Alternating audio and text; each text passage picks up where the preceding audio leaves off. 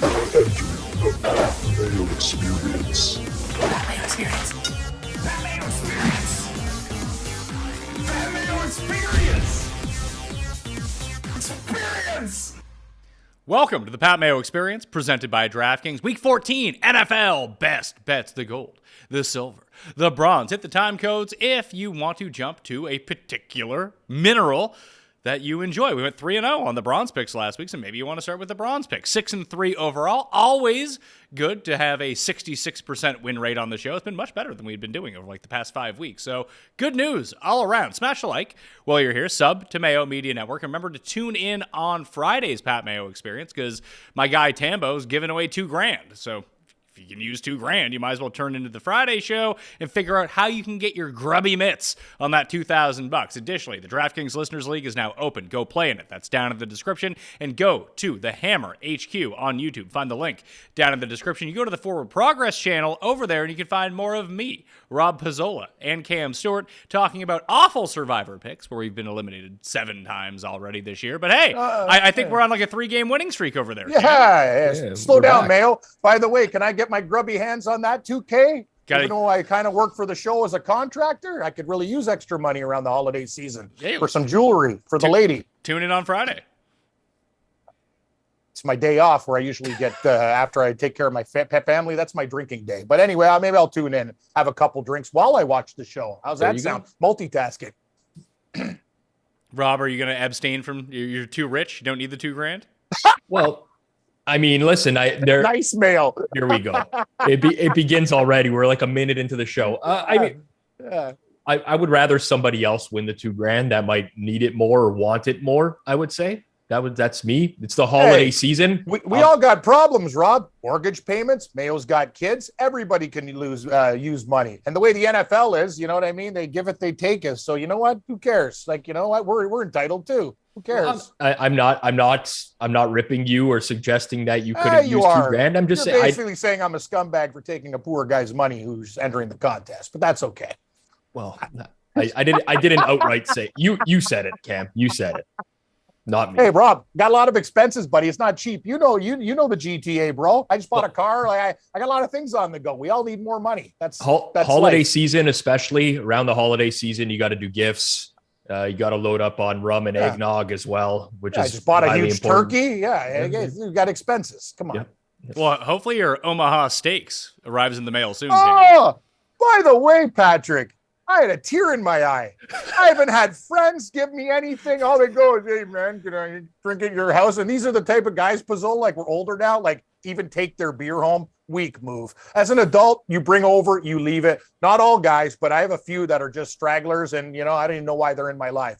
But I will say this, Mayo, you brought a tear to my eye. Thank you so much. I can't wait to get those Omaha Steaks and sink my teeth into them. I'm so excited, buddy. What a gift. Thank you so much. Merry Christmas. Merry Christmas from Mayo Media, Cam. We appreciate everything that you do on the program. And if you out there want to get some Omaha Steaks, everything site-wide is 50% off at the moment. And code Mayo now not only gets you $30 off, it gets you $40 off. I think there's like a minimum spend that you have to have like $150. But hey, everything's half off, then knock off another $40. You're going to be eating well, Rob. You seem like a vegetarian. Rob seems like a vegetarian, so I didn't send one to him. This guy eats lasagna and stuff. He's just thin. Well, I'm on a Mediterranean diet because of the diabetes. I am too, Rob. I've ate like that since the diabetes. So I try not to consume a lot of red meat, but I do enjoy a good steak. I'm not a vegetarian. I eat a lot of fish, though. Fish, I'm a big fan of fish. Any type of fish, really. Funny you mentioned that, Rob. I had salmon last night. Beautiful dish for the Mediterranean diet. I used Greek salad, a lot of olive oil. Ooh. But the thing is, you can't have a lean steak. And trust me, Omaha Steaks, I don't even work for them. Pat does. This is top-end stuff, the top-end restaurants. Hey, a little steak, you don't have to put the potato in. Steak and broccoli, whatever, you know what I mean? I've been cutting down on the potatoes. I used to eat like poutine like it was going out of style. I can't do that anymore. See, the big challenge in my household is I'm married, but we don't have kids. My wife doesn't eat red meat. She doesn't eat pork. She doesn't really eat anything other than chicken or fish. My girlfriend eats the refrigerator. I come home at night. She's staying up till 4:00 in the morning. There's bites out of like everything's gone. She's nibbling on all my leftovers. Yeah, she's an animal. I always catch her too. Know how I get her, guys? there's always a little peanut and some residue on the foot. I'm like, oh, you got into the drumsticks last night, eh? That's my little treat when I can have one bite. Rob can't eat the whole like thing. You know what I mean? You can have a little bit of sugar. Got to treat yourself. This is why you would have made a great detective in another life, Cam. Well, if it was catching food criminals, I'm not sure about murderers. You could pick up on the clues. I mean, if you can catch someone who's stealing stuff out of your fridge, you can catch someone who's stealing other stuff, maybe murdering people. Yeah, like my friends who like take from my fridge and leave too. Yeah, I'm looking for that steam whistle and Guinness. Oh, it's gone. Thanks. What a guy. I'll get you back later. That was Visine Vince or no, Vince doesn't. Mike, actually, but Fast Talking Mike used to be a culprit. Vince is actually the most generous guy I know. Actually, I bought him a coat, Mayo style. I got him a Toronto Blue Jays pullover fleece there for Vince for being such a good man. Going to go out for drinks with him later. He's a postal carrier. He's got a good life. Four months holidays a year. He's loving life. Full pension too. Don't forget about that. Oh, dude, this guy's loaded. He's already paid for. Pat, he's got a house in Mississauga, and it's like really nice house, like over $1 million. It's paid off already. Dude, I'm telling you, kids out there, you want a tip? Don't get into media. Be a government worker. That's where it's at. If you want to set yourself up for life. And don't be a contractor like me. That's a sucker's game, even though Mayo treats me well. Who doesn't want 70 vacation days a year like the government workers do? I'm begging these guys. Oh, yeah. Hey, Cam, you want to work Christmas? Not really. I think I might want to see my family maybe for the last time. These guys are unbelievable. How about New Year's? So I'm like, oh, geez, guys. Like, enough, okay? Enough. Leave me.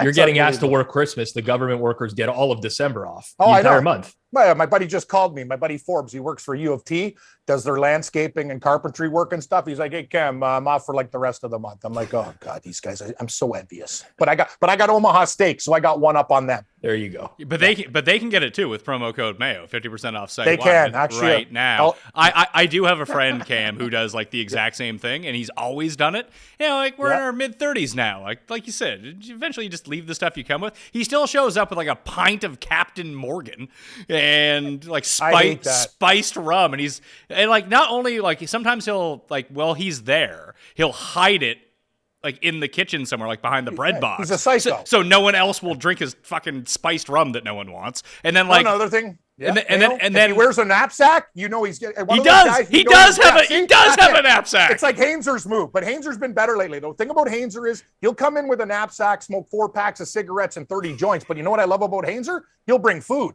So that's a soft. This idiot comes in with a knapsack. You're right, Pat, a little flask or whatever. Hey, Cam, you got any extra vodka there? Yeah, I do, bud.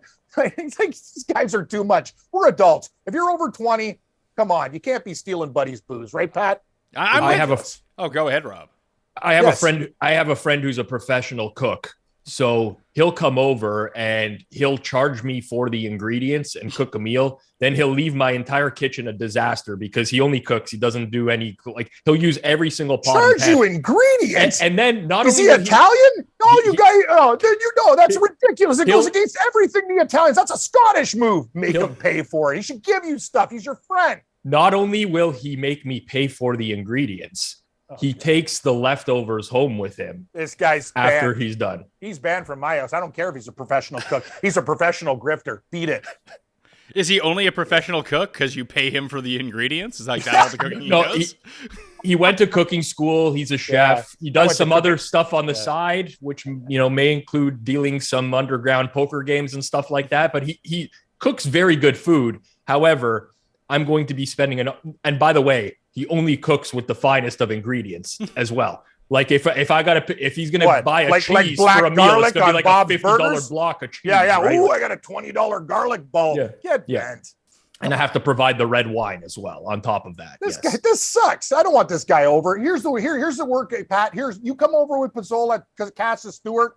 I got a bottle of Stoli. I'll have about 48 Guinness. If you like steam whistle, that's usually my go-to. I'll have food. I rock the charcuterie board. Balderson, old cheddar, hot salami, olives, the work. That's my go-to. The salty treats when I get out of my lane, Rob, when I have to. Hey, diabetes sucks, but you know what? You got to live your life too. People come over, they feast. That's why many people don't come over. I only do it like once in a blue moon because I got snakes and cords and all sorts of stuff here. I only can have a couple people over at a time, but I cook for my family on Thanksgiving and stuff. I do it all. That's very nice of you. A lot of cheapskates. No, it's very nice of you. And if we get hungry later on in the evening, we can all just eat the food that's on the ground right now at your house as well. Yeah, actually, I did find some loose nuts and a chicken bone because I eat it in the chair. But I will say this, though. And Pat, if you come over to my place for turkey or a big meal, I send everybody home with a gift pack, the way the Italians are supposed to do it. I used to do it for me, Rob, when I went over to see those guys like Nick and them. They'd give me a big lasagna and a gift pack, bottle of wine and stuff. Derek Jeter does that too, but he usually has sex with the person first. Cam's not saying that's off the table. Yeah, if you want to, sure. Is that part of the package? I'm in. Depends on whether or not you wear your mask at night or not. What, I pull a Darth Vader on him? I'm coming. Yeah. Anyway, I need a sleep mask. Thanks, Rob. I got to upgrade. It's got a leak in it. Where are we starting here? We're going to start with the gold picks per usual, and I will throw mine out to begin. I'm very excited for this to just kind of blow up in my face and watch my team win by 3 instead of 3.5. But I just don't understand. And maybe, Rob, you can shed some light on this. I know that EPA loves Jimmy Garoppolo, but I love the Niners minus 3.5 against Brady and the Bucks. Like the Bucks can't do anything. The only teams that they can beat are like NFC South teams, and the Niners are still good. The drop off between Jimmy G and Brock Purdy, yeah, there's a drop off probably, but I don't think it's so significant that San Francisco's defense is bad all of a sudden. Like, I think that it's been once in the past 7 games that the Bucks have scored over 20 points, and that was in Munich against the Seahawks, who have no defense to speak of. Like, the Bucks might score 10 points here. They might score 10 points, and it might be good enough for them to cover. No, Pat, I'm honestly, and I usually I'm going to play devil's advocate here. Brock Purdy, I agree with you. 7th round pick out of Iowa State, Mr. Irrelevant. He's a good quarterback and serviceable, but that's the whole thing. But I like your pick for one reason, and you'll cover for one reason, because San Francisco's defense might score more points themselves. Those guys are killers out there. They're borderline dirty. And Visine Vince, that's his team. But, man, they murder people like Tom Brady with no mobility and a wooden leg. He could be in big trouble. But, yeah, I know a lot of people that I respect who like the Bucs this week. It's kind of a weird game. I just don't. Well, what's the case for the Buccaneers here? They don't beat anyone who is any good whatsoever. They lose to jabroni teams like the Cleveland Browns. Like, what are we doing? No, you're right. I don't like the NFL's weird though, Pat. You know, it's a you can have all the rhyme or reason and computers, whatever. It's messed up. That's all I'm going to say. So the case for the Bucs here is that the total is 37. So expect it to be a very low scoring game. That means, especially when you're getting 3.5, that makes the half point even more valuable than it would in a higher scoring game. The second one is I am a Jimmy G stan. I think he's extremely good at running this offense. If you look at all Garoppolo starts with the 49ers, 2.35 points per drive. They score a touchdown in the red zone at a 60% clip. If you look at all the other quarterbacks who started under the 49ers when Jimmy G's been out, 1.6 points per drive, which is a very, very steep drop off, 48% in the red zone. The other thing I will say is Brock Purdy actually looked decent last week, but we tend to see this in the NFL, especially with young quarterbacks, where they come in mid-game. Other team doesn't know how to play them. They haven't watched any film on them, so on and so forth. Now you give a good defense, very good Bucs defense, a full week to prepare for a guy that almost wasn't drafted in the NFL. I mean, the case is you have Tom Brady plus 3.5 against Mr. Irrelevant. I guess that's kind of the case. I will say one thing though, Rob.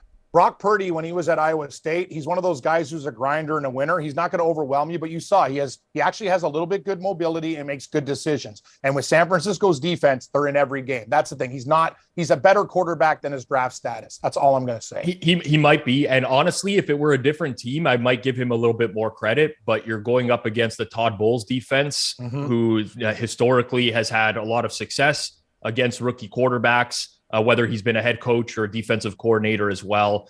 I don't necessarily think it's a great matchup. This is, by the way, I think the Bucs stink. I bet against the Bucs frequently. I bet against them last week on this show, but it's a different scenario now where they're getting 3.5 against a rookie. And I think the 49ers are going to fall off personally. Their defense has been okay over the past 5-6 weeks or so. 3rd in rush defense, bottom 3rd in the league in pass defense, and the single worst special teams unit in the league. Like, this is a recipe for short fields, and I think that San Francisco could cover this spread just by kicking field goals. They could. You may be right. It's the NFL. I mean, I'm not going to pretend like I know something, but I think this number is too steep. It really depends on what you consider to be the drop off from Jimmy G to Brock Purdy, I think it's very steep. I think people Robbie Gould is good as gold. He's that good guy as gold. is money in the bank. Yes. Anything under 50, it's almost a lock every time. Guy's a wicked kicker. All right, so San Francisco minus 3.5 for me. Doesn't sound like that's going to make your guys' mineral picks for the week. So, Rob, what do you got for gold? Yeah, what do you got? Oh man. Okay. Oh, here we go. Here we go. Here Can I we go. guess? haven't said. Can I guess? Sure, go guess. Houston plus 16.5. I wouldn't bet Houston with your money, Cam. But Rob, if the Houston Texans didn't exist, I'm not even I've gone through bullshitting you. I've gone through the numbers. I'd be up 60,000. Like all my big parlay losses. No, honestly, I'm winning this year too. The Houston Texans are killing me. They're killing me. But who do you got? I'm going to take the Cleveland Browns plus 6. I like the Browns too. No, okay. Anyway, I'm going to switch up my minerals. Great pick, Rob. I like them too this week. I couldn't tell if you were happy or upset that I picked that.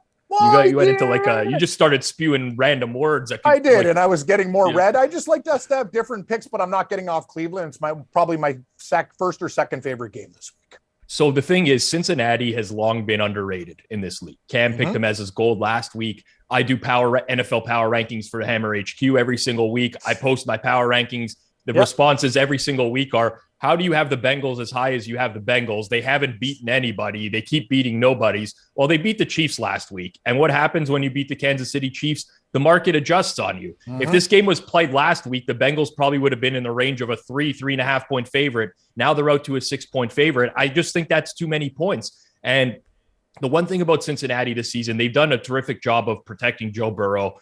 He's been pressured at the third lowest rate in the NFL. But if you look at games against Cleveland over the past several seasons, earlier this year, sacked 5 times on Halloween night against Cleveland.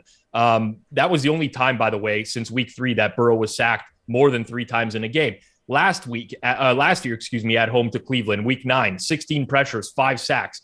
2 games in 2020 against Cleveland, 33 pressures, 7 sacks. So listen, I get that the Browns offense didn't look very good last week. They won the game without scoring an offensive touchdown.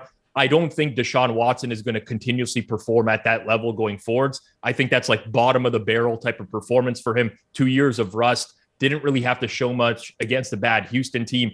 And he's faced this Bengals defensive coordinator only once before in his life in 2020. He went 24 of 33, 324 yards, 3 touchdowns, no picks. I just think it's too many points, honestly. Like I made this between 4.5. I saw 6. Market doesn't want to bet against the Bengals, and I get it. They're a very good team, but there's not that much separating these two teams right now. So give me Cleveland plus 6 points as the goal this week. And, Cam, there are trends that back it up. Just like Cincinnati always beats Kansas City, Cleveland always beats Cincinnati. There you go. Oh, yeah. By the way, guys, I forgot to tell you, this is the most important stat that I didn't. Stefanski is 8-0 versus cat teams. 8-0 versus cats. I couldn't believe it when a guy sent it to me today. You know me and cats. I got to ride the trends. Cleveland Brown is a dog. They beat cats. Bigger, tougher, stronger, meaner. I'm taking the Cleveland Browns too. Rob, can we have the same gold pick? Well, why not? But wait 1 second. Is it 8-0 ATS? I think it's straight up. But like the last 8 games or just this year? Do you know the context? No, his record total since he's been the coach of the Browns. Wow. 8-0 versus cat teams. He's never lost to a cat team is what you're telling me. Yeah. Or covered every time versus a cat team. I'm not sure exactly what. Some guy sent it to me on Twitter. I should have probably wrote it down, but yeah. But anyway, it's or great. Fact checked it. Yeah. Yes. You might want to do it. Anyway, he owns cats. That's all I'm going to say. Meow, meow.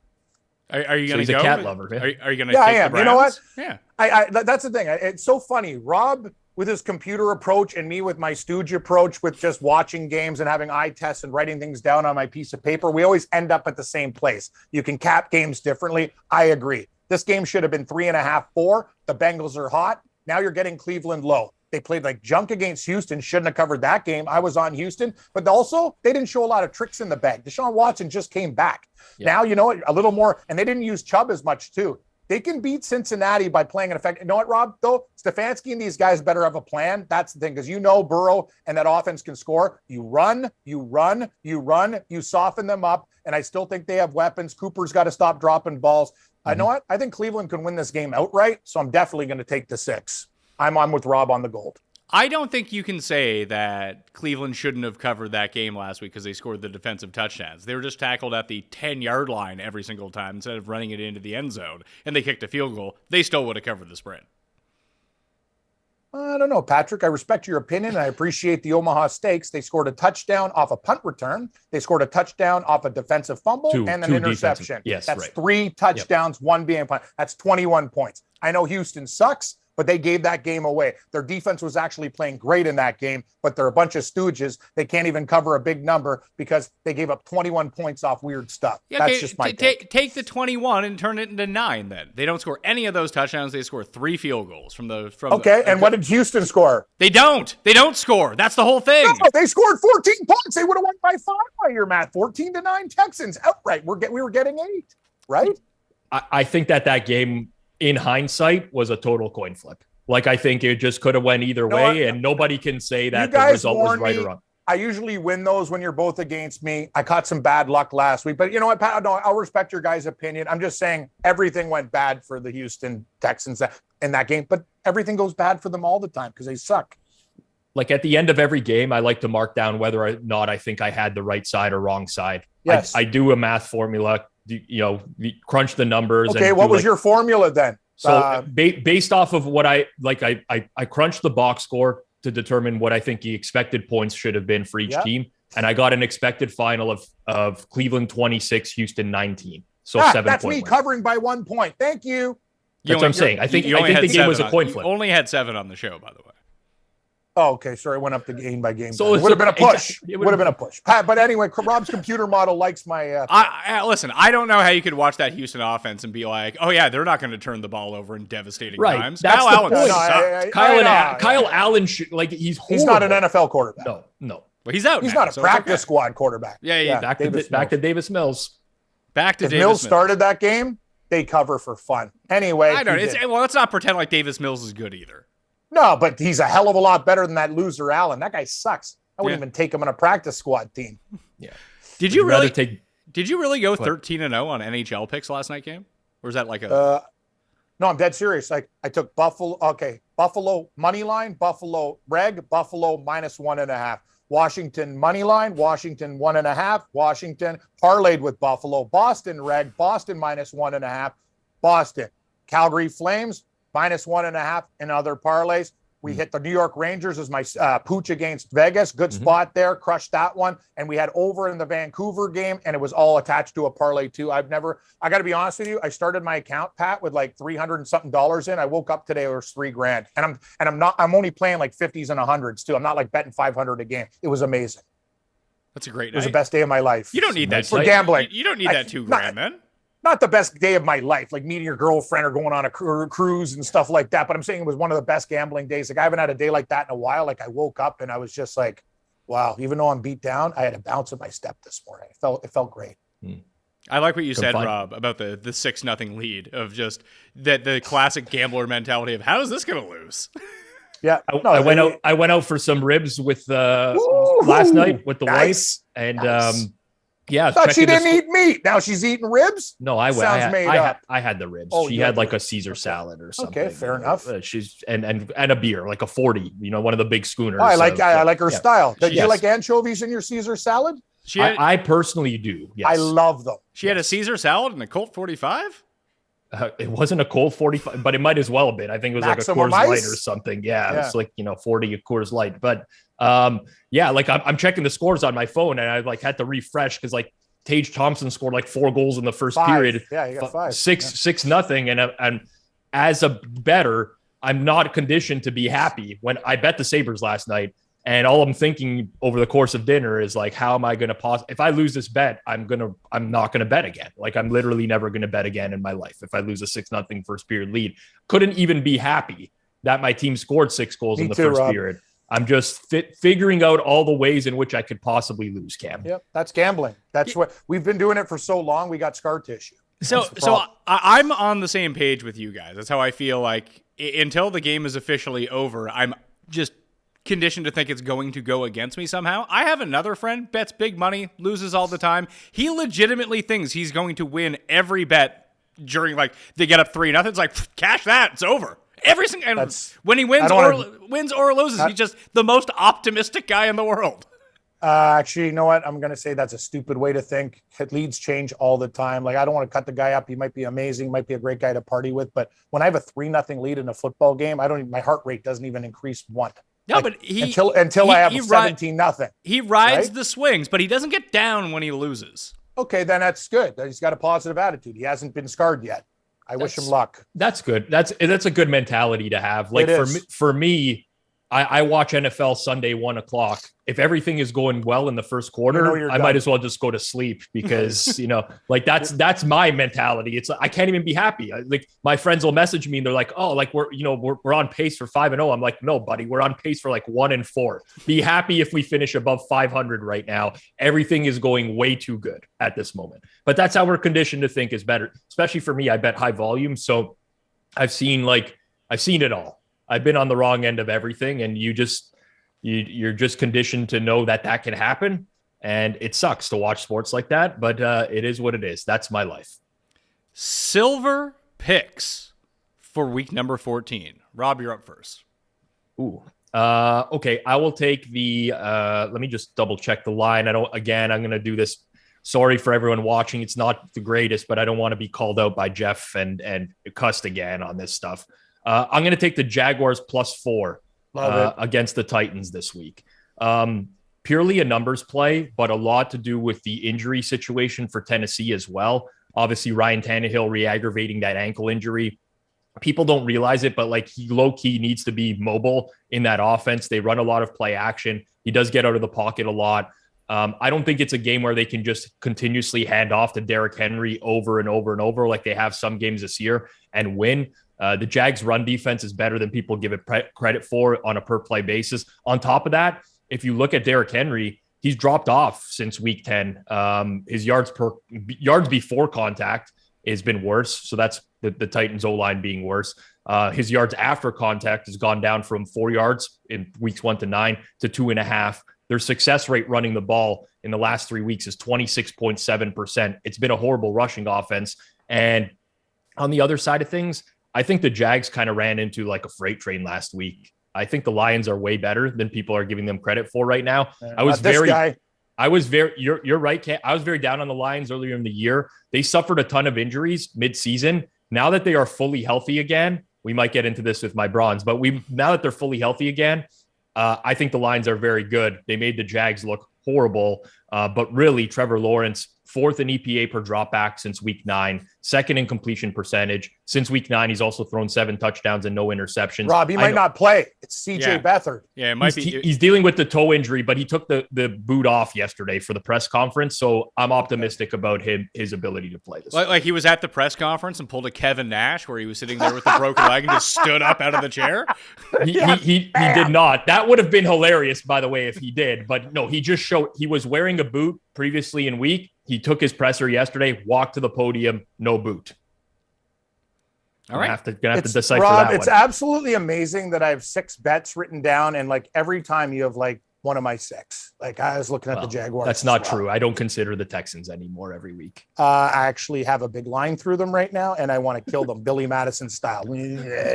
I go to Houston. I'm done with that team. So Houston plus covers. Houston plus 16.5 isn't your silver pick, is what you're saying? I don't care if they cover. This team has cost me so much damn money. And if it was a night game, I could actually hedge out of it. But as Rob says, there's so many games at 1 o'clock. You don't know the answers because there's other games that have to cap off parlays. The Houston Texans have ruined what could have been one of the best financial runs like going right now. And I'd probably have my mortgage like almost paid off. Like I hate that team. I hate everything about the Houston Texans.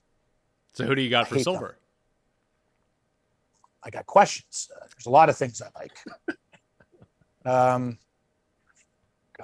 we could play some games if you want to play games. If you want to, I like the Lions, but I don't know. They're favored. Let's talk about that game right now. So it seemed to me like all of like the big money, Rob, came in on Lions +2 at the opener and just smashed it all the way to -2.5. Now it's -2 at DraftKings Sportsbook. Isn't this just a classic? The Vikings win by 1 because they're the stupid Vikings playing against the dummy Lions?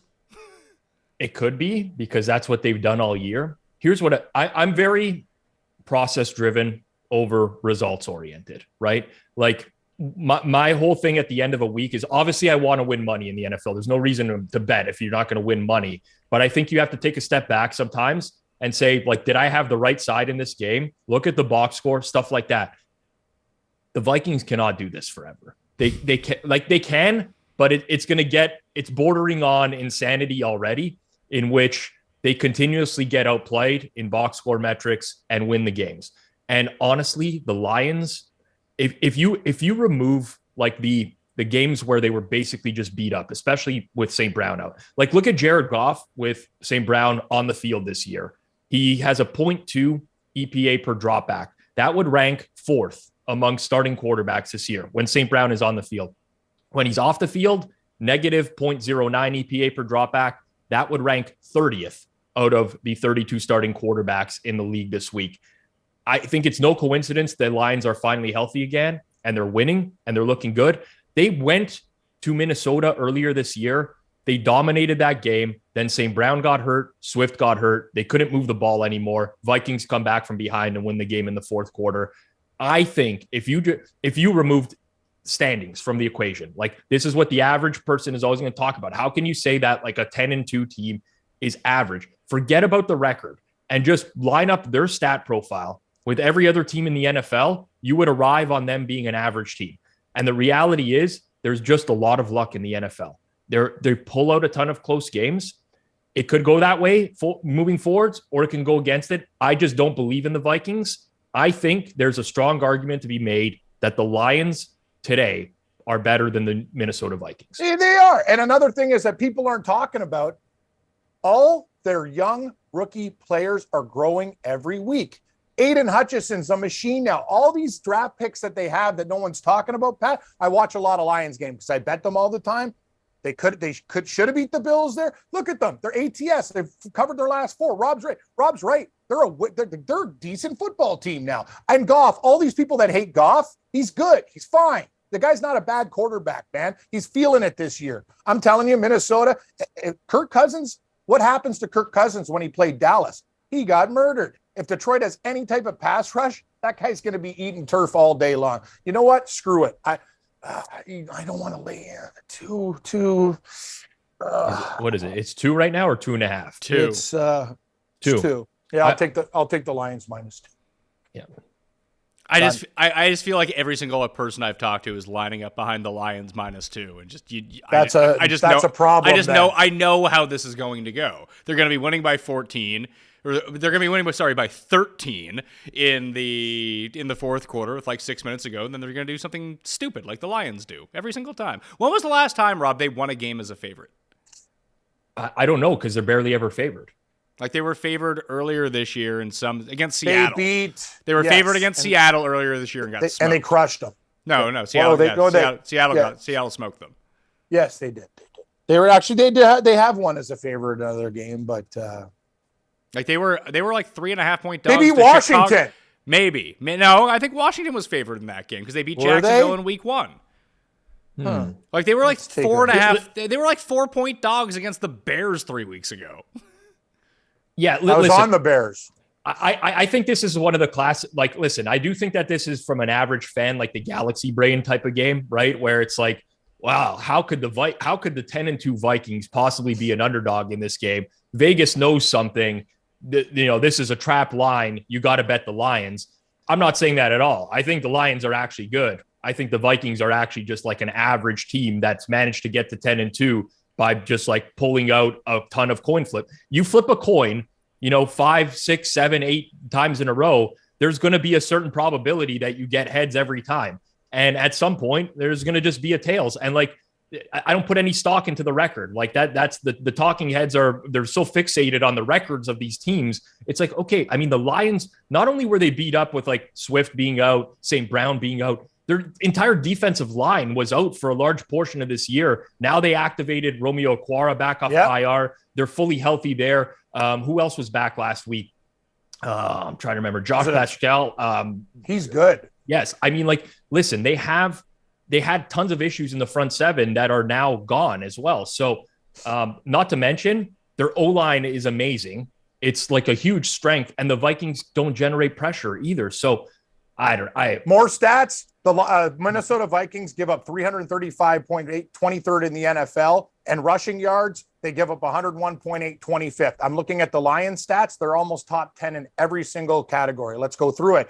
Lions, here we go. Points, 26.2, 6th in the NFL. Yards, 369.1, 9th. Passing yards, 8th. Rushing yards, 10. They're in the top 10 in every damn category. I'll tell you this, and we could talk about, this is by my bronze, by the way. So I have all this stuff prepared as well, but the Lions are first in the NFL in red zone touchdown rate, 74%. If you go back to weeks 1 to 9, Minnesota gave up touchdowns on 79% of opponents' drives to the red zone. That was the worst rate by far. They've seen a ton of positive regression in recent weeks. They've only allowed touchdowns since week 10 in 33% of their red zone drives. Only the 49ers defense has a better red zone touchdown rate in that span.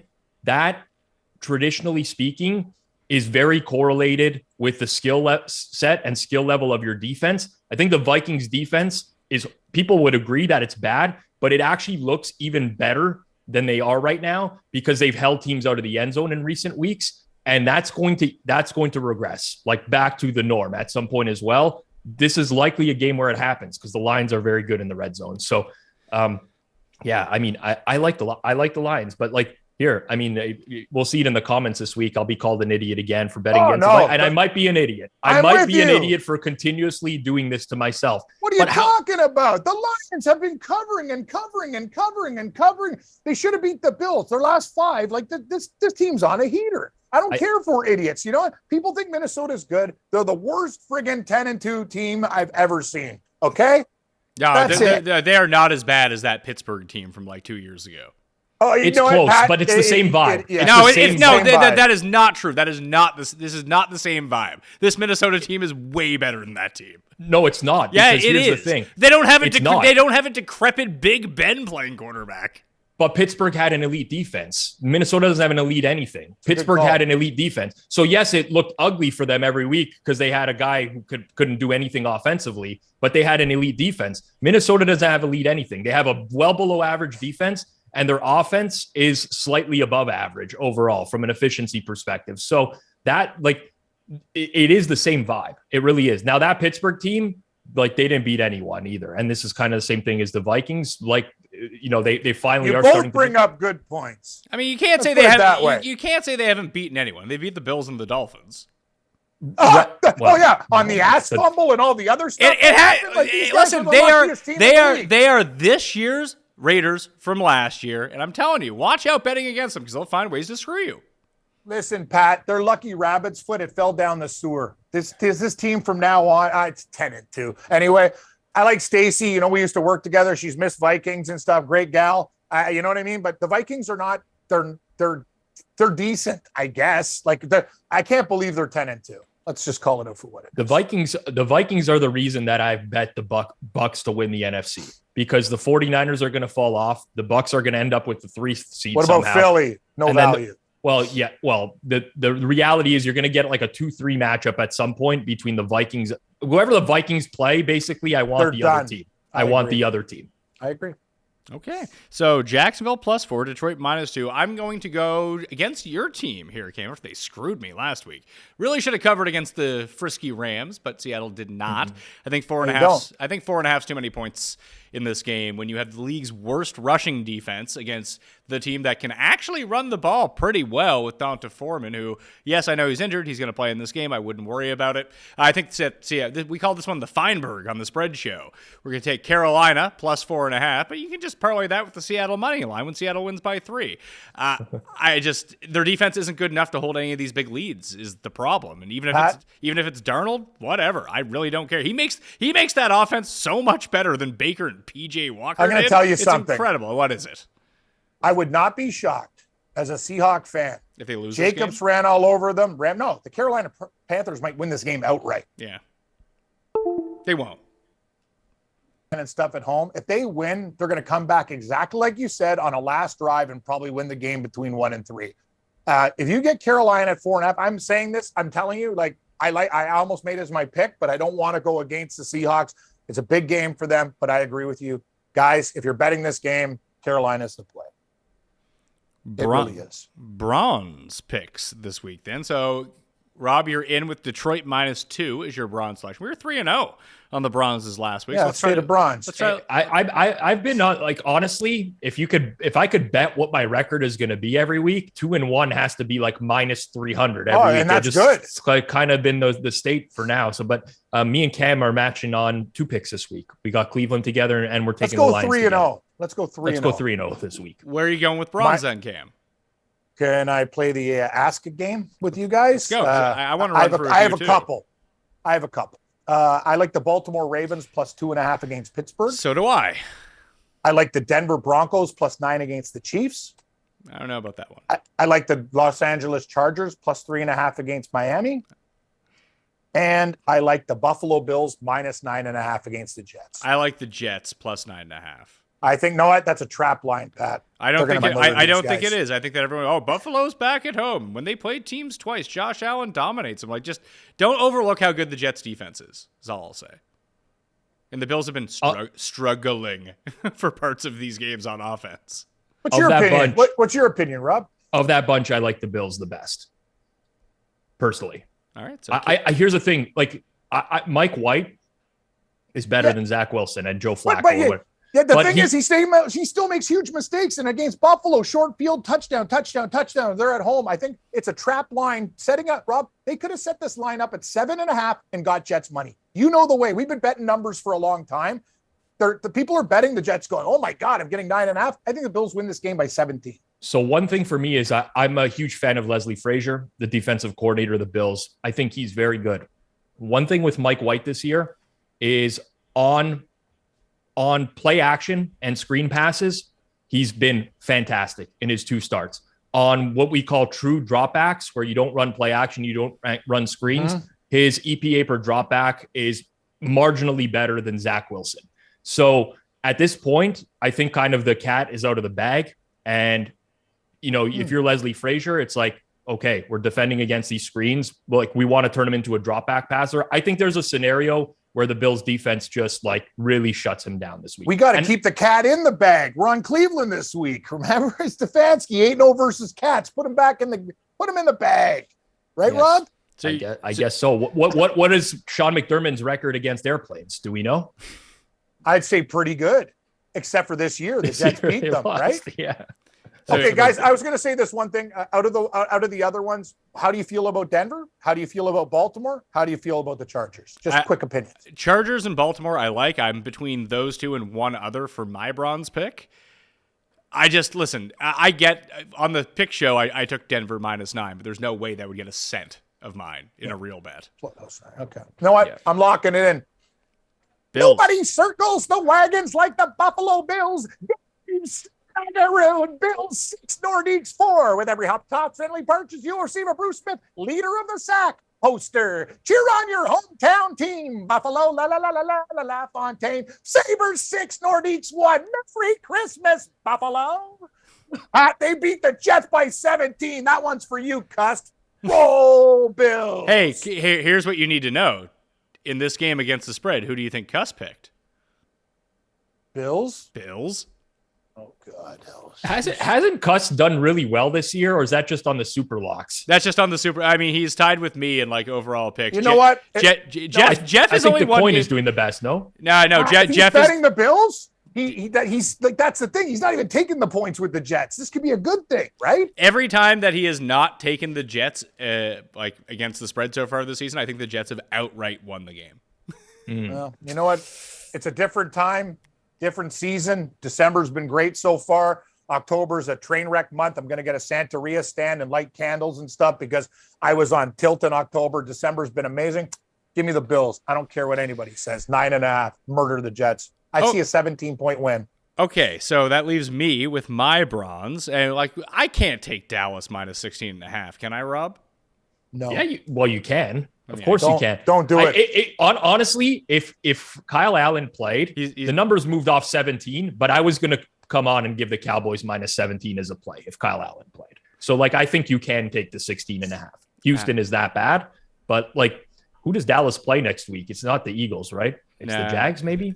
I have no idea. I'll check really quick. That's the only concern I would have. Like, we saw this happen a few weeks ago where Miami just like pulled everyone out of the game, right? That's the issue with these big spreads. They still covered that spread after pulling everyone out of the game. It was dicey. That's true. It was a sweat. Very dicey. Very, very dicey. I don't know. I guess the argument for the Texans is just that it's too many points, right? And that's you think that the numbers. That's the argument. That is the only argument for the Texans, because it feels like this is a 40-7 game. Also, we've seen this movie before.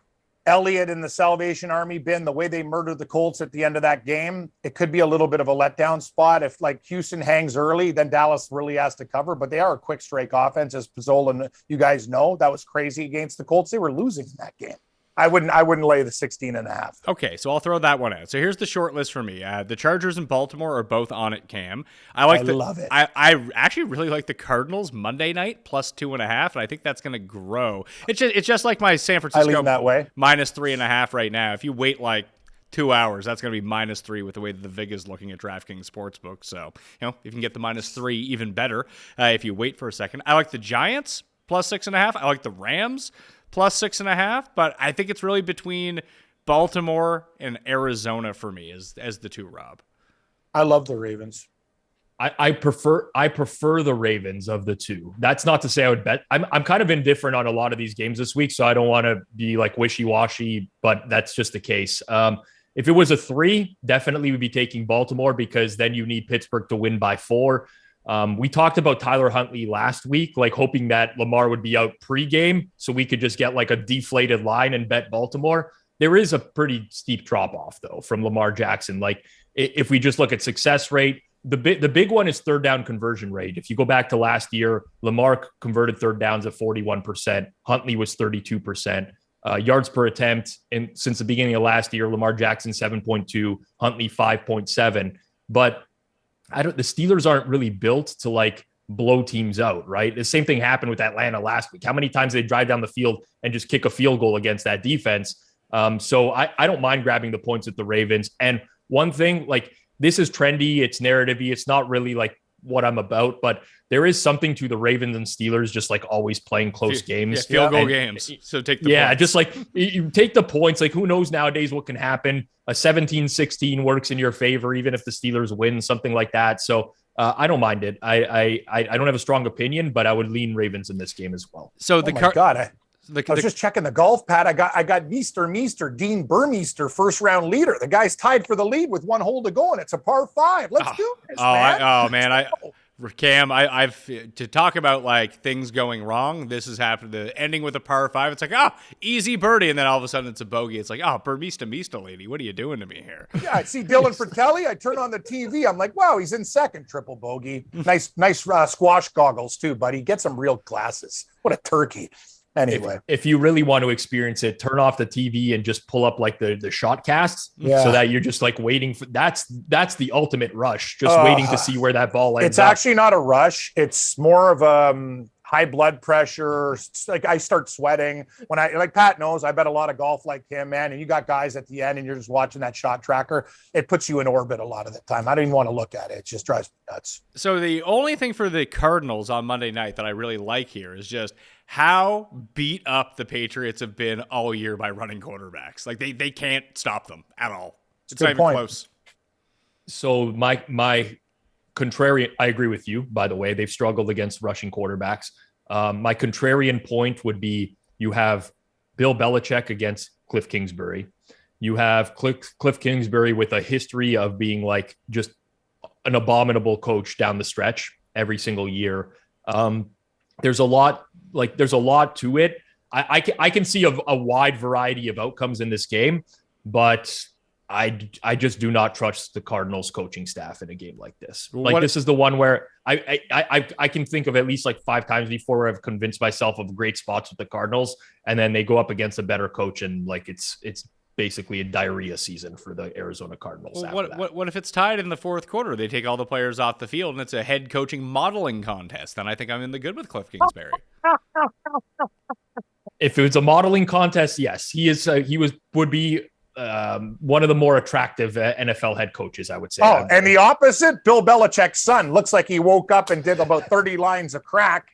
Like, this guy's unbelievable. Like, I'm looking at this guy going, he's a coach. Like, I look at him, I go, wow, I've seen that guy in the alleyway staring a hole through me, hoping I got money. I'm like, I think I'm going to go down the other path here. Guy's got a knife on him, probably a very dangerous, sharp hunting knife. Belichick's kid, to me, looks like, if you met that guy, you're like, he's either a serial killer or, like, I don't know. Like, he's an interesting dude. He always looks like he's really high and stoned. I have not met. In a bad way. I have not met Belichick's son. No, you met him on TV, though. Does he well, not I mean, I don't know if we refer to that as meeting someone when we see them on TV. Like, I'm just saying, I can get Cracker Jack too, and I'll get a red face and whatever. That kid looks like he rolled out of a ditch. Like, I don't even know how he's coaching, to be honest with you. How does he get to the stadium? Maybe he's had a tough life, man. What, being Bill Belichick is your father and hiring a son to make an NFL salary? Can't be that tough. Well, I mean, like, Belichick comes across as Belichick Senior is a very, like, emotionless type of guy. Yes. So maybe that's rubbed off on the kid. You ever grew up with Scottish parents? Oh, yeah, do better, pay for that. Like, you're an Italian. Hey, kids, have some money. It's in the envelope, man. Not my household. Yeah, well, yeah, you're right. You're one of the rare breeds, but I've seen a lot. It's like, oh my God, this kid's done nothing. Just give him an envelope of money. It sounds like a winner. Anyway, Belichick's kid looks like he's on crack. That's all I'm saying. I'll take Baltimore plus 2.5 as my bronze pick of the week. You can find the entire cheat sheet up on DKNation.com. Reminder to tune in Friday to figure out how you get your grubby mitts on that $2,000. I mean, it's up to Tambo, so we'll have to see what he's going to say. So leave a rating and review on the podcast, up to the channel, smash the like and sub to the Hammer HQ on YouTube, or go to thehammer.bet to find everything, because Cam, Rob, and I will be doing our Survivor selections momentarily for the week. All right? So for Cam, for Rob, I'm Pat Mayo. I'll see you next time. Pat Mayo Experience. Don't you think Belichick? I didn't think we were going to go down. Belichick's son looks like he's on crack. I know. Like, but nobody. Come on. I'm just saying, he doesn't like you look at the guy. He's got like a mullet. He's all bagged out. Like, he doesn't look like a football coach. Anyway. That's wrong of me to attack. But Pat, don't you think he looks like a meth user? I don't think that Bill Belichick's son looks like a meth user. No, he does. Okay, next time you watch the Monday Night, or you tell me. Anyway, we'll deal with this later. So what are we doing for Survivor here? Paul just walked in the door. That's all he heard. Paula will agree with me when you see pictures of the guy. Apparently Paul's with you. Thank you. I love you, Paul. You get it, Shag. The guy looks nuts. Like, speedy eyes, weird. Yeah, anyway. Bad hair. Like, he's got that mullet flowing. He doesn't look like he's... anyway, I got to get off this topic. What are we doing for Survivor here? Same thing we always do.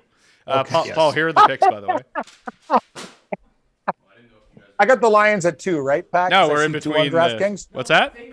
I got the Lions at 2. I'm not trying to like trick Custom. No, we got 2. Yeah, it's 2. Yeah. Okay, thanks. Those two Muppets. Yes, thank you, Paul. The guy I told you, he looks like he's like stabby. He goes to a crack house, and he shows up at Foxborough. Anyway, Survivor time. Experience.